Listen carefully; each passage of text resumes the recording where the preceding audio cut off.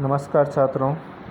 लक्ष्य class series में आपका मैं अशोक कुमार पारिक स्वामी विवेकानंद मॉडल स्कूल की तरफ से स्वागत करता हूं। कृपया इस चैनल को सब्सक्राइब करें, वीडियो को लाइक करें और ज़्यादा से ज़्यादा शेयर करें ताकि और भी छात्रों को इसका फ़ायदा मिल सके। चलिए आज शुरू करते हैं आज का वीडियो, आज की क्लास। इस वीडियो में हम कक्षा 7 के चतुर्थ पाठ हास्य बाल कवि सम्मेलन के बारे में पढ़ेंगे। ये एक हंसी मजाक का पाठ है जिसमें कुछ बच्चे बाल कवि बने हुए हैं और हंसी मजाक के माध्यम से हमें वो कुछ सिखा रहे हैं, हमारा मनोरंजन कर रहे हैं। तो इसमें देखिए, विविध वेशभूषाधारिण चत्वार बालकवे मंचस्य उपरि उपविष्टा सन्ति। विविध यानी अनेक प्रकार की वेशभूषाधारिण है, वेशभूषाओं को धारण किए हुए चत्वारे बाल कवि है। 4 बाल कवि यानी छोटे बच्चे हैं, वो कवि बन कर के आए हैं। मंच से ऊपरी, मंच के ऊपर, उपविष्टा संति बैठे हैं, उपविष्टा यानी बैठे हैं। और अधः श्रोतार है, अधः यानी नीचे, श्रोतार है यानी सुनने वाले। हास्य कविता श्रवणाय, हास्य कविताओं को सुनने के लिए उत्सुका संति, उत्सुक हैं। कोलाहलम च कुर्वन्ति, और कोलाहल कर रहे हैं यानी आवाज़ कर रहे हैं। यानी सामने 4 बच्चे बैठे हैं जो बाल कवि बन कर के आए हैं, वेशभूषा धारण कर रखी है, और नीचे सामने सुनने वाले बैठे हैं जो आवाज़ कर रहे हैं। संचालक है, जो संचालन करने वाला है, वह कहता है अलम कोलाहलेन, अलम यानी बंद करो, कोलाहलेन यानी बातचीत, कि बातचीत बंद करो, आवाज़ बंद करो। अद्य परम हर्षस्य अवसर है, आज बड़ा ही हर्ष का अवसर है। अद्य यानी आज, परम यानी बहुत ही, हर्षस्य अवसर है, हर्ष का अवसर है, खुशी का दिन है। यत अस्मिन् कवि सम्मेलने काव्यहंतारे कालयापकाश्च भारतस्य हास्य कवि धुरंधरा समागता सन्ति। कि यत यानी कि अस्मिन् कवि सम्मेलने, इस कवि सम्मेलन के अंदर, काव्यहंतारे काव्य को नष्ट करने वाले, कालयापकाश्च और समय को बर्बाद करने वाले, भारतस्य भारत के, हास्य कवि हंसाने वाले कवि, धुरंधरा धुरंधर कवि हैं, वो समागता संति आए हुए हैं, यानी हंसाने वाले कवि आए। एहि आओ करतल ध्वनिना वयम एतेषाम स्वागतम कुर्मः। आओ हम ताली बजा करके, करतल ध्वनि यानी ताली बजा करके इनका स्वागत करें। यानी एक हंसी मजाक में बताया है, कहा है कि काव्य हंता, काव्य का हनन करने वाले, काल या आपका यानी समय को बर्बाद करने वाले, उनका हंसी मजाक करने के लिए बातें कही गई है। आगे आओ अपन इनका ताली बजा करके स्वागत करें। गजाधर है, सबसे पहले आता है गजाधर। सर्वेभ्यो रसिकेभ्यो नमो नमः, सभी रसिकों को नमस्कार। नमो नमः मेरा नमस्कार। प्रथमम तावद अहम आधुनिकम वेद्यम, प्रथमम यानी सबसे पहले, तावद जब, अहम यानी मैं, आधुनिकम वेद्यम आज का जो डॉक्टर है उसके बारे में, उद्देश्य स्वकीयम कव्यम श्राव्यामि, यानी उसको उद्देश्य बना करके, डॉक्टरों को उद्देश्य बना करके मैं अपना काव्य सुना रहा हूँ। अब एक कविता सुनाता है अपना, कि वेद्य राज नमस्तुभ्यम यम राज सहोदर, यमस्तु हरति प्राणान वेद्य प्राणान धनानि च। हंसी मजाक में कह रहे हैं कि वेद्य राज नमस्तुभ्यम, हे वेद्य राज आपको नमस्कार है, हे डॉक्टर तुमको नमस्कार है। यमराज सहोदर है, तुम यमराज के क्या हो, सहोदर हो, भाई हो, सगे हो, कि तुम यमराज के सगे हो। यमस्तु हरति प्राणान, कि यमराज तो केवल प्राणों को हरते हैं। वेद्य प्राणान धनानि च, लेकिन वेद्य जो है, डॉक्टर जो है, वो प्राणों को भी हरते हैं और धन को भी हर लेते हैं, अर्थात प्राण भी ले लेते हैं और पैसे भी ले लेते हैं। सर्वे उच्चै हसन्ति, सभी लोग जोर जोर से हंसते हैं। ये हंसी मजाक की बात है कि वेद्य राज को मैं नमस्कार करता हूँ कि यमराज के आप भाई हो, यमराज तो केवल प्राण ही हरते हैं और आप प्राण और धन दोनों ही हर लेते हो। दूसरा आता है कालांतक है। कालांतक नाम का जो कवि है वो कहता है, अरे वेद्यास्तु सर्वत्र परंतु न ते मादृशा कुशला जनसंख्या निवारणे। कि अरे वेद्यास्तु सर्वत्र, के डॉक्टर तो सब जगह हैं, परंतु लेकिन न ते मादृशा, लेकिन सभी उसी प्रकार के नहीं हैं, कुशला जनसंख्या निवारणे, कि सभी प्रकार की जनसंख्या निवारण में वो कुशल है। ममापि काव्यम इदम शृण्वन्तु भवन्तः, आप मेरा भी ये काव्य सुनो।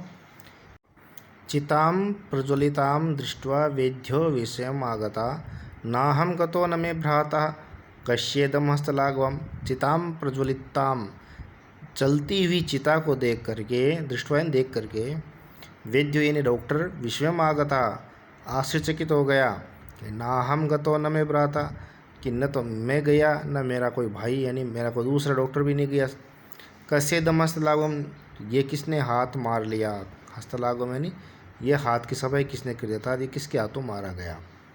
सभी पुनः हंसती, सभी लोग वापस जोर जोर से हंसते हैं कि चिता जलती देखी तो वह इसको किसने मार दिया भाई, न तो मेरा हाथ है न कोई दूसरे डॉक्टर का हाथ है। तो हंसी मजाक की बात है ये भी। दूसरा है तुंदिल है। आगे तुंदिल जो है बड़ी तोंद वाला, तुंदस्य ऊपरी हस्तम अवतार्यन, अपनी तोंद के ऊपर हाथ फेरता हुआ। तुंदिलो अहम भो, अरे मैं तुंदिल हूँ अर्थात मोटी तोंद वाला हूँ। ममापि इदम काव्यम श्रूयताम, मेरा भी यह काव्य श्रूयता में सुनो। जीवने धारिताम च, और जीवन में धारण करो। वो अपनी तोंद पर हाथ फेरता और कहता है कि मेरा भी काव्य सुनो और अपने जीवन में धारण करो। परान्नम प्राप्य दुर्बुद्धि माँ शरीर दयाम कुरु, परान्नम दुर्लभम लोके शरीराणि पुनः पुनः। ये कहता है कि परान्नम यानी दूसरे का अन्न, पर अन्नम, अन्न में अन्न भोजन, कि दूसरे का भोजन है। प्राप्य दुर्बुद्धि, प्राप्त करो दुर्बुद्धि, दुर्बुद्धियों दूसरे का अन्न प्राप्त करो। माँ शरीर दयाम करो, मायने नहीं शरीर के ऊपर, दयाम करो दया करो, कि अपने शरीर पर दया मत करो, दूसरे का अन्न मिल जाए तो उसको खा लो। परान्नम दुर्लभम लोके, क्योंकि दूसरे का जो अन्न है वो संसार में दुर्लभ है, मिलेगा बहुत कम मिलेगा, लोग रोज़ जीवने के लिए भोजन करने के लिए नहीं बुलाएंगे। शरीराणि पुनः पुनः, शरीर तो आपको हर जन्म में मिल जाएगा, लेकिन दूसरे का भोजन बार बार नहीं मिलेगा। तो ये भी ऐसी मजाक की बात बताई उसने। सर्वे पुनः अट्टहासम कुर्वन्ति, सभी फिर ज़ोर ज़ोर से हंसते हैं। आगे कवि आता है चारवाक। चारवाक कहता है आम आम हाँ हाँ, शरीर से पोषणम सर्वथा उचितमेव, का शरीर का जो पोषण है वो हमेशा क्या है, सर्वथा ही हमेशा उचित ही है। यदि धर्म नास्ति, यदि धन नहीं है, तदा ऋणम कृत्वापि, तो ऋण करके भी, उधार करके भी, पौष्टिक पदार्थ भोक्तव्य, पौष्टिक पदार्थ खाओ, यानी लोगों से उधार लेकर के खाओ। तथा कथयति चारवाक कवि, और अब कहते हैं चारवाक कवि क्या कहते हैं कि यावत जीवेत सुखम जीवेत, कि जब तक जीवो सुख से जीवो। ऋणम कृत्वा घृतम पिबेद, और ऋण करके क्या करो, घी पियो, कि उधार लेकर के लोगों से और फिर घी पियो, अर्थात अच्छा खाओ। श्रोता रहे, अब नीचे सुनने वाले हैं, वो कहते हैं कि तरी ऋण से प्रत्यर्पणम कथम, कि ऋण को चुकाएगा कौन, कैसे चुकाओगे, उधार कैसे चुकाओगे। तो चारवाक कहता है कि श्रूयताम हम अवशिष्टम काव्यम, कि अभी तो मैंने आधा काव्य सुनाया, आगे आता और सुनो। कि घृतम पित्वा श्रमम कृत्वा, कि घी पी करके, श्रमम कृत्वा मेहनत करके, ऋणम प्रत्यर्पयत जन, लोगों की उधारी वापस चुकाओ, यानी घी पियो उसके बाद में मेहनत करो, मेहनत करके और लोगों की पैसे चुकाओ। काव्य पाठ श्रवेण उत्प्रेरित एक बाल को अपि आसु कवितम रचयति, काव्य पाठ को सुन करके उससे उत्प्रेरित होकर के एक छोटा सा बच्चा भी आंसू कविता रचता है, छोटी सी कविता रचता है। हास्यपूर्वक से श्राव्यति, और हंस करके उस कविता को सुनाता है।